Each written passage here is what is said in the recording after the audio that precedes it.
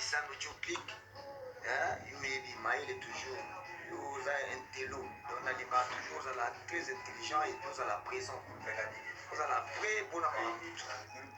Donc ça nous clique, confiance, et là il va continuer, donc voilà, pour les encourager. Et là, c'était Robin Omondibou quand il parlait de moi. Et aujourd'hui, je me suis démissionné. J'étais trop surpris. Voilà, c'est un peu ça. C'est un peu ça. On a porte-parole, on a fait ça.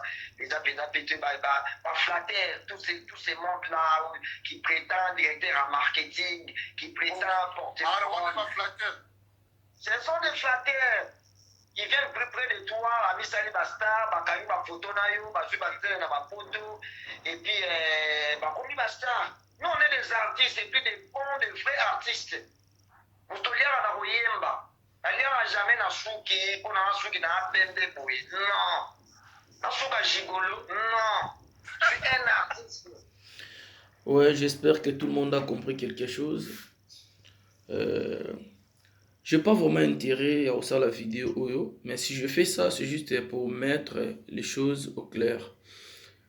Robin Omondibou, pourquoi tu travailles ensemble?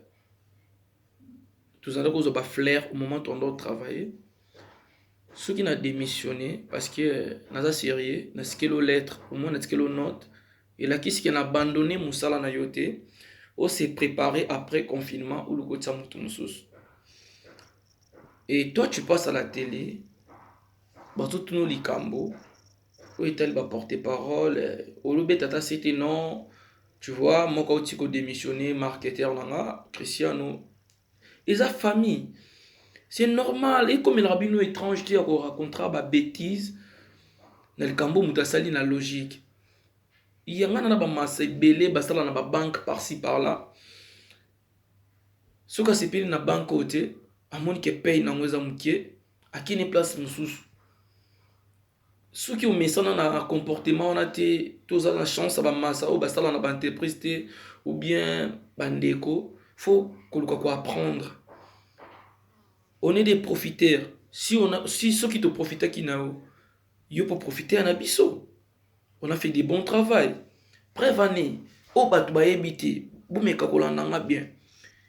Idée à misu na misu. Ngam na pesa Robin Omondibou. Je t'ai même humilié. Alors ban ngai na pesi ba na ebisi ma bana mike. À cause ça là jamais à reproduire son ou ça déjà produit. N'est-ce que non, et ça la makatina des États-Unis partout sur ces peines instrumentales wana oko négocier ngo to bandeli oyembi na ndenge na comme dans ces collés na son oyo to bimisango comme single avant album. Ote Christian ngana na banzembo na déjà bien album. Pour nous a mukuse et j'ai insisté, tu es conscient oyebi mamna loba. Entourage na tout bayebi na ba musicien, je crois que baza au courant et mamna loba.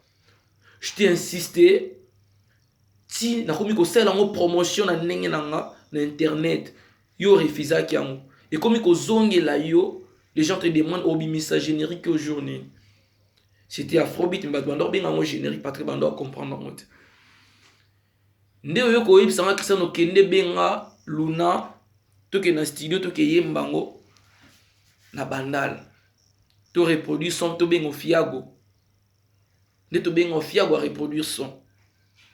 Et lilo, nanaza bénéficiaire, c'est toi. Au lobela 13 millions de vies, mais au lobela jamais bateau a payé son idée, jamais au lobela bateau va travailler autre. Parce que toi, on a besoin d'un peu de carrière, na biso. Au zoku misanga, Yakobo mama menacé, Cristiano Intello, Cristiano tout ça. Mais aujourd'hui, Intello a commis profiteur. Tous allons rappeler, mais nous pouvons kangana bino ba photo, tous allons rappeler, nous pouvons kangana ba photo. Tous allons momi na poto. Kozo momi na poto, c'est quoi? Ceux qui ont Cristiano na présentant ba relation en Europe, Amérique, par-ci par-là.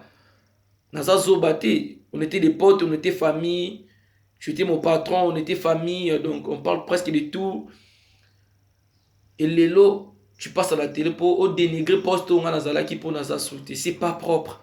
Kolongoza rankinte. nde nayebi soki bamasa ebele basala na baentreprise alonge matika na bonne relation akoya pe na marché na entreprise wana. Pourquoi raconter des conneries tandis que tu es un responsable comme ndenge oloba koza responsable?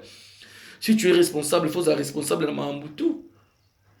Nale na temps oloba te mais bato bayebi histoire maambutu nde batindeli nga ba image oyo. Mais au moins bazo mériter réponse bango quelconque. Donc Robino Mundi, soyons sérieux, on se connaît, on se connaît. Cause ba relation na poto par-ci par-là, et ça fait du monde, ça peut kobonga ya motuté. Moi j'ai fait ma carrière, kobonga nangeza musala na ngai. Je profite, qu'est-ce que j'ai profité de toi? Moi j'ai acheté ma voiture na mbongo nanga. Mais yo osombela ba voiture, osombela ba chomi, osombela ba rit. Soyez un peu sérieux mon frère. Na lobby boye pour se répéter les sous-soutés. Il va sauver dignité na ba personnalité à battre. J'espère que le message est passé.